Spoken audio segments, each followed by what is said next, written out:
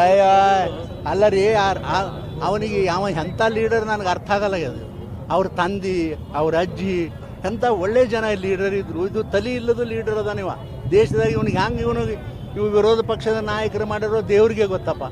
ನಾವು ನೋಡ್ತೇವೆ, ನಮ್ಮ ಮುಂದೆ ನಾವು ದಿನ ಪಾರ್ಲಿಮೆಂಟ್ನಾಗ ಇರ್ತೇವೆ. ಈ ಸಣ್ಣ ಹುಚ್ಚು ಅಲ್ಲ ರೀ, ಒಬ್ಬ ದೇಶದ ಹಿಂದಿನ ಪ್ರಧಾನಮಂತ್ರಿಯ ಮನೆತನದವರು 75 ವರ್ಷ ಆಡಿದ್ರು. ಇವನಿಗೆ ಡ್ರೆಸ್ಸಿನ ಕೋಡ್ ಸಹಿತ ಅವನಿಗೆ ಇದು ತಲೆಯಾಗಿಲ್ಲ. ಅವನಿಗೆ ಒಂದು ಅಂಗಿ ಹಂಕಳ ಕಾಣಿಸಂಗೆ ಅಂಗಿ ತೊಟ್ಕೊಂಡ್ಬರ್ತಾನೆ, ನಾಚಿಕೆ ಆಗೋದಿಲ್ಲ ಇವನಿಗೆ.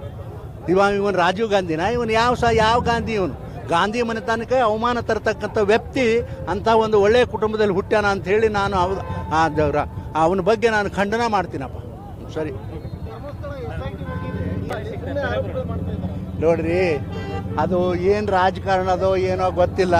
ಒಟ್ಟಾರೆ ನಾನು ನೋಡಿದ್ದೀನಿ, ಅದನ್ನು ನಿಮ್ಮ ಟಿ ವಿನಲ್ಲಿ ನೋಡಿದ್ದೀನಿ. ಇದು ಯಾರೋ ಒಂದು ಅವರ ಹೆಸರಿಗೆ ಧಕ್ಕೆ ತರ್ತಕ್ಕಂಥ ಕೆಲಸ ಮಾಡ್ತಾರ ಅಂಥೇಳಿ ನಮಗೂ ಅನ್ನಿಸ್ತಾ ಇದೆಯಪ್ಪ, ಅಷ್ಟೇ. ಅದು ಬಿಟ್ಟರೆ ನಾ ಏನು ಹೇಳೋದಿಲ್ಲ.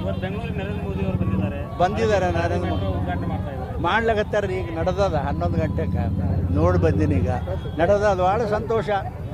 ನಮ್ಮ ಪ್ರಧಾನಮಂತ್ರಿಗಳು ನಮ್ಮ ರಾಜ್ಯಕ್ಕೆ ಬಂದಾರಪ್ಪ. ಅದು ಏನೋ ಇವತ್ತು ಅಭಿವೃದ್ಧಿಯ ಕಾರ್ಯ ಸಲುವಾಗಿ ಬಂದಾರ. ಅವರೇನು ಬರೀ ನಿಮ್ಮ ಪಬ್ಲಿಕ್ ಮೀಟಿಂಗ್ ಸಲುವಾಗಿ ಏನು ಬಂದಿಲ್ಲ, ಅಭಿವೃದ್ಧಿ ಕಾರ್ಯಕ್ರಮ ಸಲುವಾಗಿ ಬಂದಾರ. ಅದನ್ನು ಮಾಡ್ತಾರೆ, ಅದು ತುಂಬ ಸಂತೋಷ. ನೋಡ್ರಿ, ಅದ್ರ ಬಗ್ಗೆ ನಾನು ವಿಚಾರ ಮಾಡ್ತೀನಪ್ಪ. ನನಗಂತೂ ಈಗ ಸದ್ಯಕ್ಕೆ ಏನೂ ನನಗೆ ಮಾಹಿತಿ ಇಲ್ಲ. ಸರಿ.